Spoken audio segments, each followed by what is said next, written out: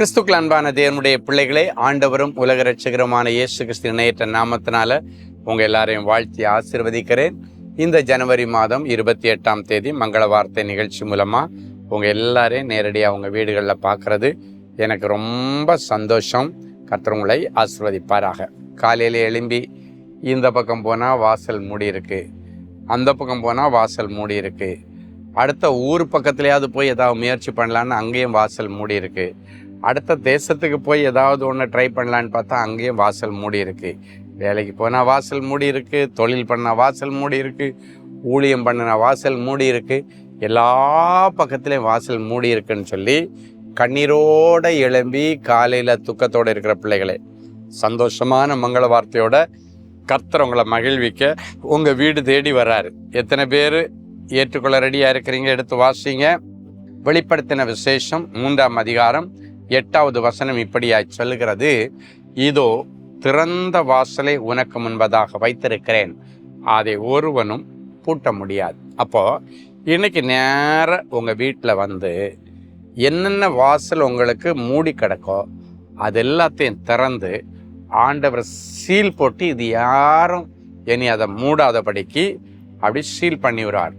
சில இடங்களை, சில கடைகளை எல்லாம் அரசாங்கம் வந்து சீல் பண்ணும்போது என்ன பண்ணுவாங்கன்னா, டோரை மூடிட்டு மேலே ஒரு சீல் போட்டுருவாங்க. அப்படின்னா ஒரு அரக்கு மாதிரி ஒன்றை வச்சுட்டு அரசாங்க முத்திரை, அதான் சீல். இந்த கடை சீல் போட்டாங்க, சீல் பண்ணிட்டாங்க, இதுக்கு மேலே திறக்க முடியாது. அதுக்கப்புறம் அவங்க அதுக்குள்ள குறைகளை எல்லாம் நிறைவாக்கி கோர்ட்டோ கேஸோ இதெல்லாம் கிளியர் பண்ணி எல்லாத்தையும் சரி பண்ணிட்டு தான் அதை திறக்கிறதுக்குள்ளால ரொம்ப கஷ்டம். அப்போ சீல் போட்டாச்சுன்னா திறக்க முடியாது. இப்படி மனுஷன் எங்கேயாவது சீல் வச்சாச்சுன்னா ஆண்டவர் அதை திறக்க முடியும்.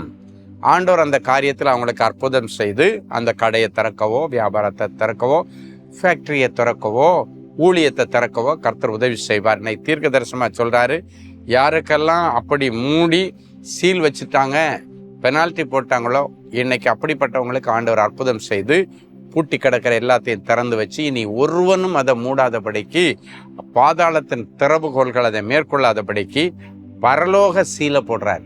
பரலோகம் இதை யாரும் மூடக்கூடாதுன்னு சீல் பண்ணிட்டாங்கன்னா அதை யாரும் இந்த உலகத்தில் மூடுறதுக்கு அவங்களுக்கு தைரியமே இல்லை, பண்ணவும் முடியாது, கர்த்தரை அனுமதிக்கவும் மாட்டார்.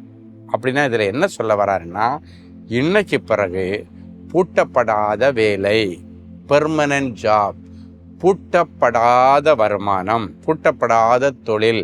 சிலர் சொல்லுவாங்க, கம்பெனியை இழுத்து மூடிட்டான், ஊழியத்தை இழுத்து மூடிட்டான். இல்லை, மறுபடியும் அவர்களுக்கு வாய்ப்பை கொடுத்து அவர்களுக்கு திறந்த வாசலை வச்சு எந்த இடத்துல வெட்கப்பட்டு தலை குறிஞ்சி நின்னாங்களோ அதே இடத்துல உங்கள் பேரை ஆண்டவர் பெருமைப்படுத்துவார். கற்பத்தின் வாசல் திறக்கும், வருமான வாசல் திறக்கும், திருமண வாசல் திறக்கும், படிப்பு வாசல் திறக்கும். எல்லாத்துக்கும் ஆண்டவர் இன்னைக்கு திறந்து வைக்கிறது மட்டும் இல்லை, இதை திருப்பி யாரும் மூடாதபடிக்கு ஆண்டவர் பரலோகத்தின் முத்திரையை போடுகிறார். ஒரு நல்ல சாட்சியை கேட்கலாமா? சிஸ்டர் லிடியா இளங்கோ, எனது மகனின் திருமண நிச்சயதார்த்தம் திடீரென நின்றுவிட்டது. மிகுந்த மனக்கவலையுடன் அன்பரின் பாதத்தில் ஒரு நாள் உபவாச கூடுகையில் கலந்து கொண்டேன். சகோதரர் ஜெஃப்ரின் ஸ்டீஃபன் அவர்கள் எப்படி நான் உன்னை கைவிடுவேன் என்ற தலைப்பில் வழங்கிய தேவ செய்தி மிகவும் ஆறுதலாகவும் ஆசீர்வாதமாகவும் இருந்தது. ஜெப வேளையில் நானும் என் மகனுக்கு திருமணம் நடக்கும்படி ஜெபித்தேன்.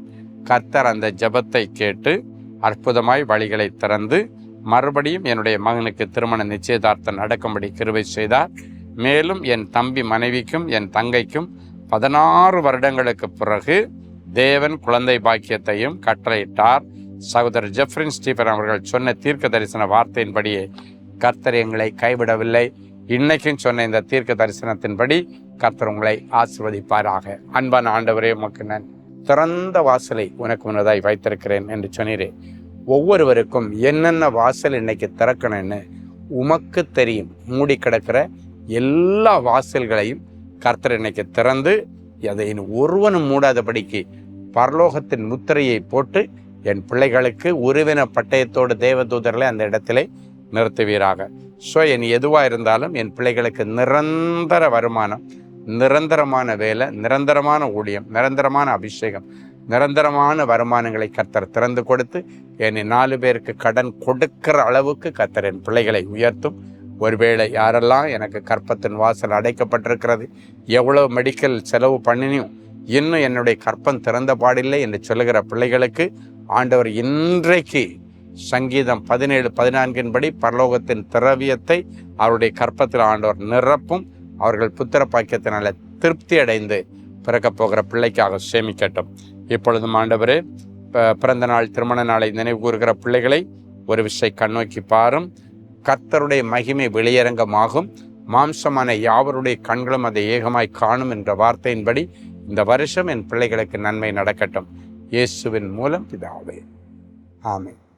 அன்பு தேவனுடைய பிள்ளைகளே, இந்நிகழ்ச்சியின் மூலம் நீங்கள் பெற்றுக்கொண்ட ஆசீர்வாதங்களையும் உங்கள் ஜெப விண்ணப்பங்களையும் அனுப்ப வேண்டிய முகவரி: தேவனின் அன்பு ஊழியங்கள், Vinayak avenue, OMR road, Okkiyam, Thoraipakkam, Chennai 600097. மேலும் 24 மணி நேர ஜெப உதவிக்கு 044-24547-999 மற்றும் 9941150999 என்ற எண்களுக்கு தொடர்பு கொள்ளுங்கள்.